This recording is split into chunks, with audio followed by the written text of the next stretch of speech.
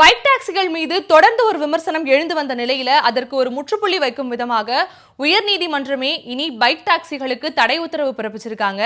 எங்க பிறப்பிச்சிருக்காங்க, எதற்காக பிறப்பிச்சிருக்காங்க அப்படிங்கறத பத்தி விரிவா தெரிஞ்சுக்கலாம் வாங்க.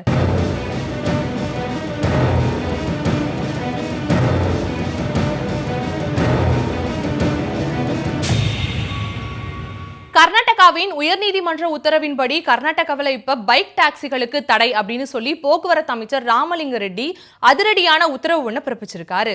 2022 பைக் டாக்ஸிகளுடைய சேவைகளை பதிவு செய்யணும் அப்படின்னு சொல்லி தனியார் பைக் டாக்ஸி நிறுவனங்கள் ஒரு மனு ஒன்றை பிறப்பிச்சு நீதிமன்றத்தில் கொடுக்குறாங்க. இந்த மனுவை இதுவரைக்கும் பரிசீலிக்காத நிலையில இப்போ இதை பரிசீலிக்க போறோம். அது வரைக்கும் எந்த ஒரு பைக் டாக்ஸியுமே இயங்கக்கூடாது அப்படின்னு சொல்லி கர்நாடகாவில் உள்ள உயர்நீதிமன்றம் அதிரடியான உத்தரவு ஒன்றை பிறப்பிச்சிருக்காங்க. செயலிகளின் அடிப்படையில் பைக் டாக்ஸி சேவைகளுக்கு சரியான ஒரு ரூல்ஸ் அண்ட் ரெகுலேஷன்ஸ் கிடையாது. இது மக்களுக்கு பாதுகாப்பானதாகவும் இல்லை. அதனால சரியான ஒழுங்குமுறைகள் கொண்டு வர வரைக்கும் பைக் டாக்ஸிகள் இனி கர்நாடகாவில் இயங்கவே கூடாது அப்படின்னு சொல்லி உயர்நீதிமன்றமும் சரி போக்குவரத்து துறை அமைச்சருமே சரி அதிரடியான உத்தரவு ஒன்றை பிறப்பிச்சிருக்காங்க. ஆரம்ப காலகட்டத்திலிருந்தே பைக் டாக்ஸிகளுக்கு எதிரான கருத்துக்கள் தொடர்ந்து உருவாகி கொண்டே இருந்துச்சு.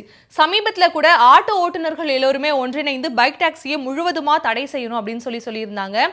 இந்த நிலையில கர்நாடகாவில் இப்போ இந்த பைக் டாக்ஸி நிறுவனங்களுக்கு மொத்தமா தடை அப்படின்னு சொன்னது இவர்களுடைய போராட்டத்திற்கு கிடைத்த ஒரு வெற்றியாக தான் பார்க்கப்படுது.